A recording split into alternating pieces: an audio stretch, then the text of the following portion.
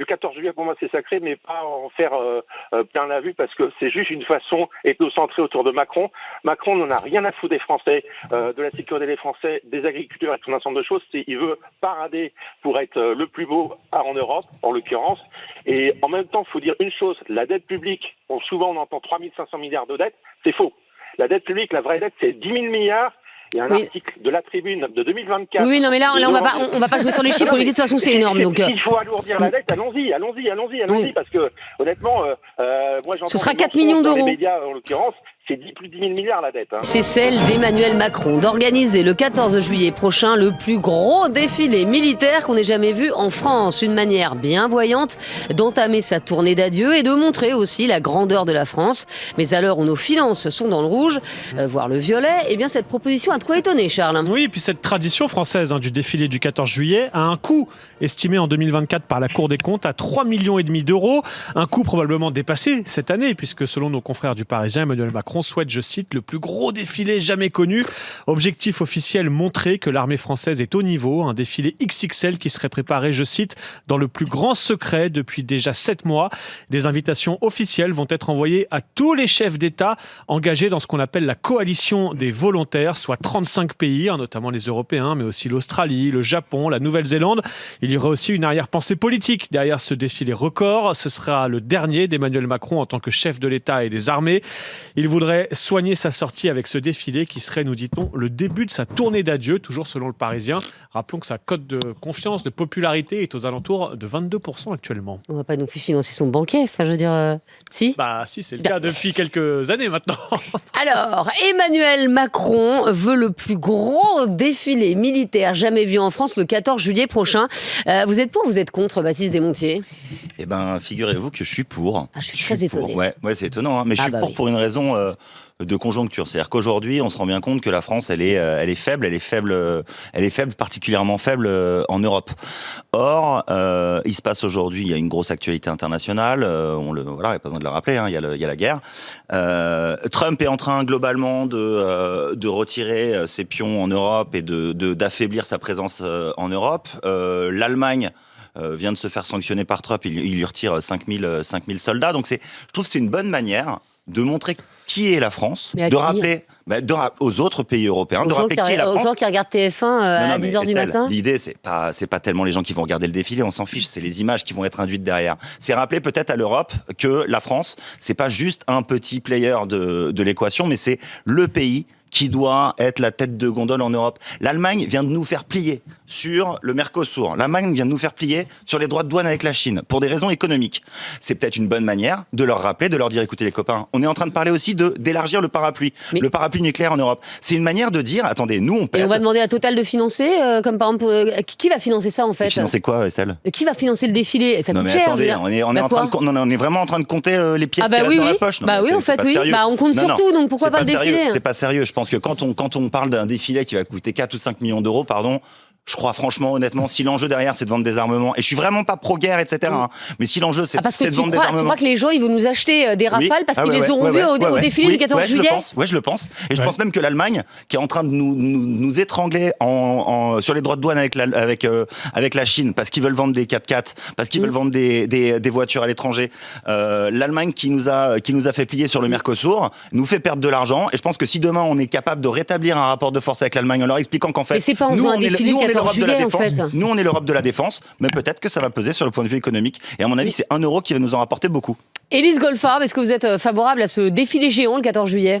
Moi, j'ai l'impression d'être dans un dessin animé, là, et d'entendre... j'ai l'impression d'entendre un complexe d'infériorité s'exprimer de la façon la plus bruyante possible.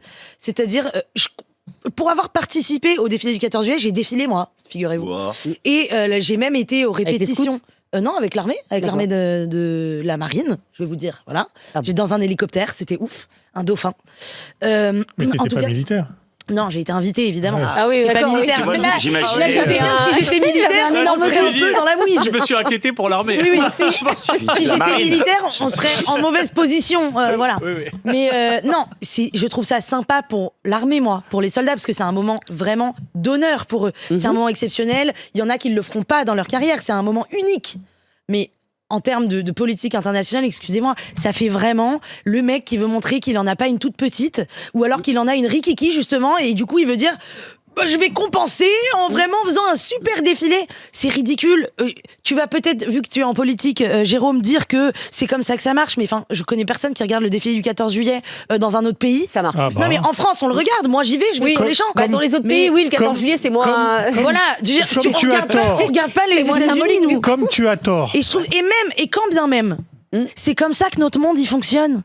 On en est là à regarder qui a le plus gros défilé. Oh c'est bien, t'as vraiment un gros défilé, monsieur Macron.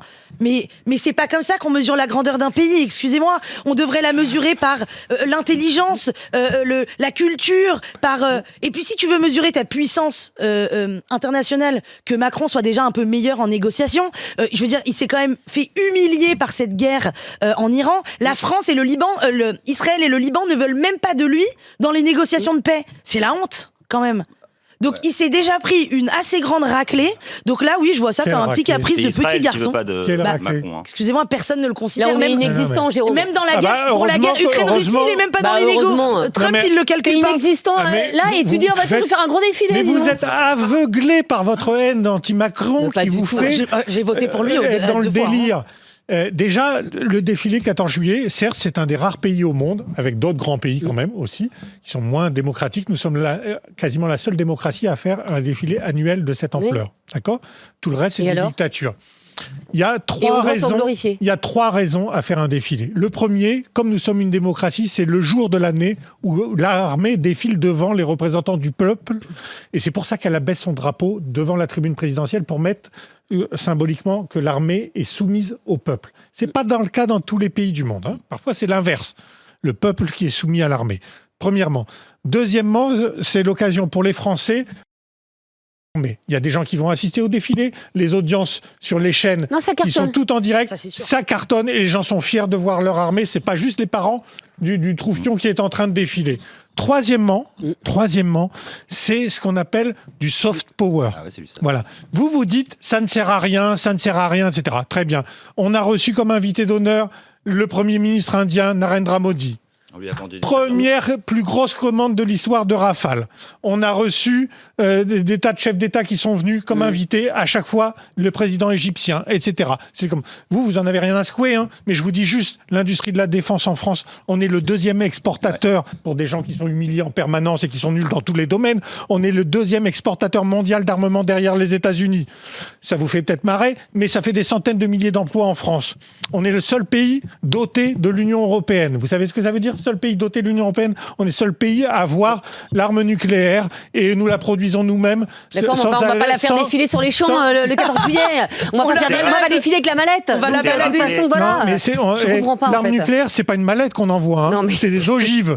Et les ogives, elles peuvent défiler. D'accord ? Parce qu'une mallette dans la tronche, ça fera de mal à personne. Mais une ogive qui défile, croyez-moi. Moi, je suis le seul à avoir fait mon service militaire autour de cette table. Croyez-moi, c'est important pour les armées de le faire, parce que ça les valorise. Mais tout le monde est d'accord avec toi, mais pas forcément faire un défilé, d'abord. Si, parce que ça montre une chose, c'est que la France, qui était sur la pente déclinante de l'équipement de son armée, en termes d'effectifs, en termes de matériel, en termes de qualité, depuis 7 ans, il a raté plein de trucs. Macron. C'est le seul qui dit en 2007, je vais augmenter fortement le budget de l'armée, on va se remettre au niveau. C'est en train d'arriver. Je sais que ça défrise tout le monde, mais c'est pas lui qui en va en profiter. Alors... Et je pense que c'est bien de le faire, ça montre tout le monde, toutes les ambassades, tout le monde regarde le nouveau matos qui défile, comment il défile. Est-ce qu'on a la capacité de le faire ? Alors, attends, c'est vrai qu'on a regardé ce matin les audiences, et ça cartonne à la télé. L'an dernier, plus de 5 millions de c'est regardé dans le monde entier par ceux qui ont envie de regarder. Si on ajoute les chaînes info, il y a environ 10 millions de Français qui regardent le défilé chaque 14 juillet. C'est un des programmes télé. Oui, je vois Estelle surprise, mais oui, c'est un des programmes télé les plus regardés chaque année en France. Mais oui, en France. Et au Japon, ils ne regardent pas le défilé du 14 juillet. Nous, entre Français, on adore. Mais non, mais vous confondez tout. Dans tous les pays qui veulent analyser la situation, ils vont regarder exactement dans l'état de nos forces. Ils vont regarder exactement quel est le matériel. Ça en dit long et c'est très grave de leur montrer notre matériel. Olivier est avec nous et nous appelle de Thiers. Il est consultant en informatique. Bonjour Olivier. Bonjour à tout le monde déjà. Et merci beaucoup d'être avec nous. Je voulais juste à m'arrêter sur ce qu'a dit votre collègue sur l'armement. Moi, je suis pas du tout contre. Au contraire, il faut exporter et il n'y a pas de problème là-dessus. Par contre, ce défilé, pour moi, c'est le 14 juillet, pour moi, c'est sacré, mais pas en faire plein la vue parce que c'est juste une façon ethnocentrée autour de Macron.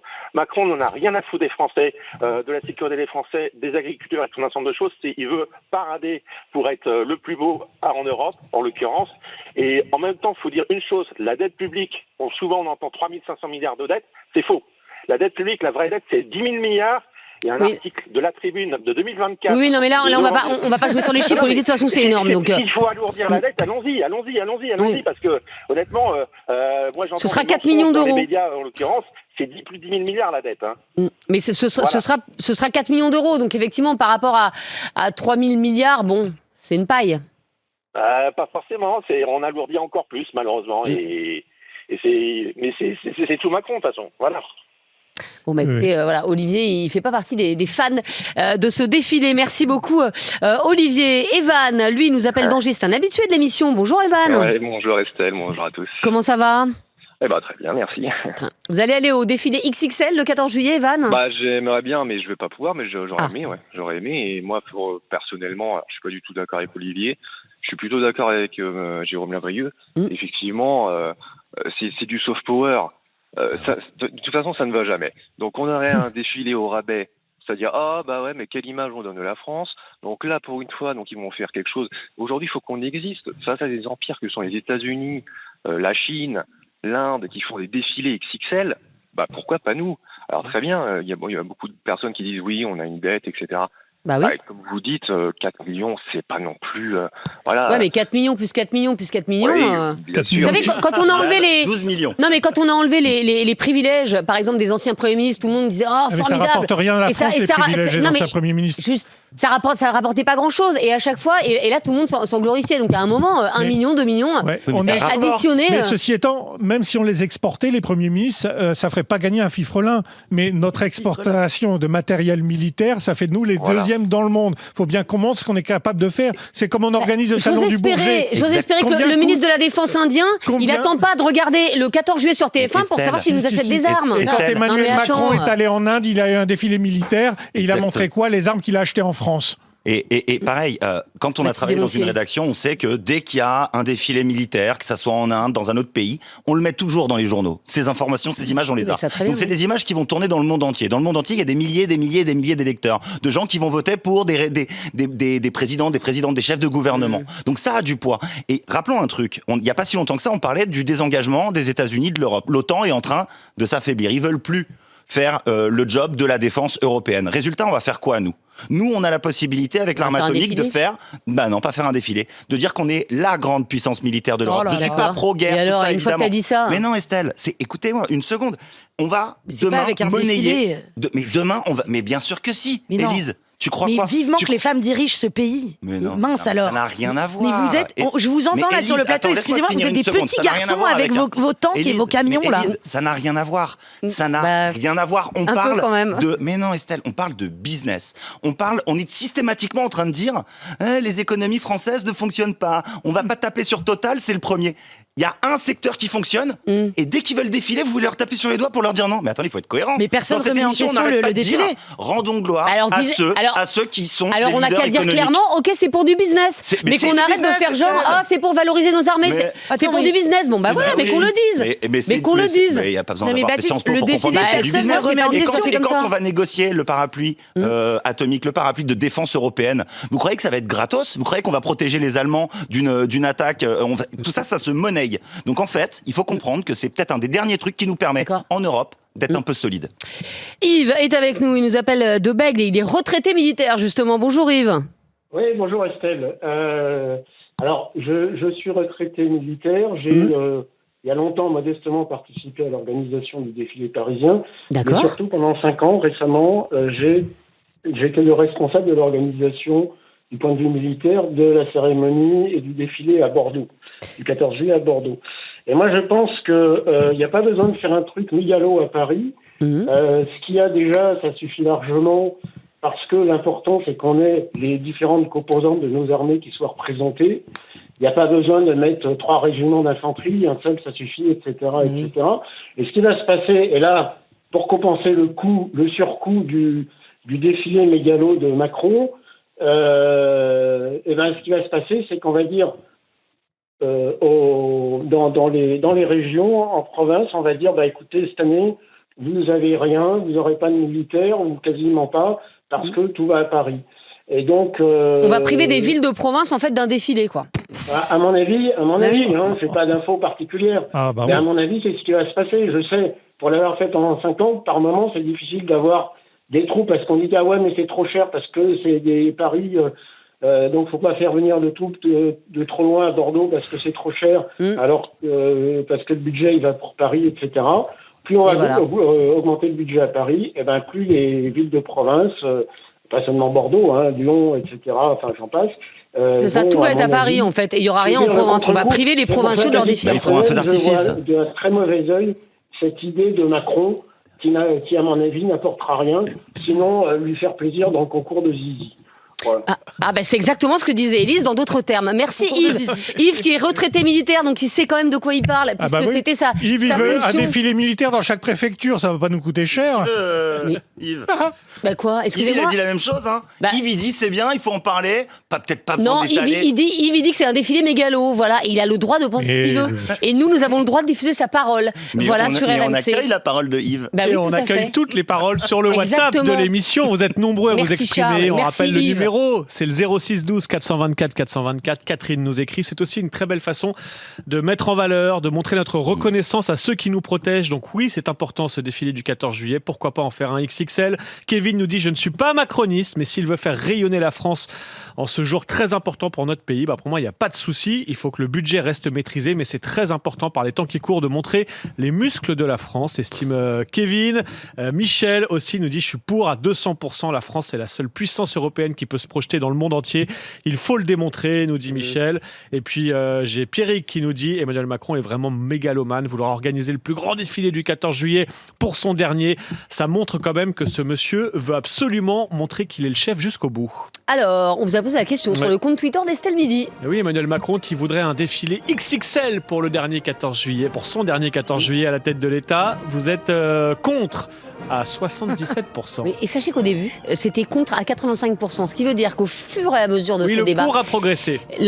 Non, justement, le pour a progressé. Ce qui veut dire qu'au fur et à mesure, on a apporté des arguments de qualité, Estelle, et qu'on a un petit peu inversé la tendance. Merci, tu es un peu emmêlé. Oui, alors je vais redonner le résultat pour que ce soit clair. Oui, enfin, et les gens sont d'accord avec Élise et moi. Mais non, si. Oui, si, ils sont pour. Alors, mais le pour a progressé au fil des arguments de Jérôme et Baptiste. Le pour a petit à petit. Excusez-moi, vous avez vu le chiffre pour les comptes ? Oui. 77%. Enfin, c'est une écrasante majorité. Sortez les rames,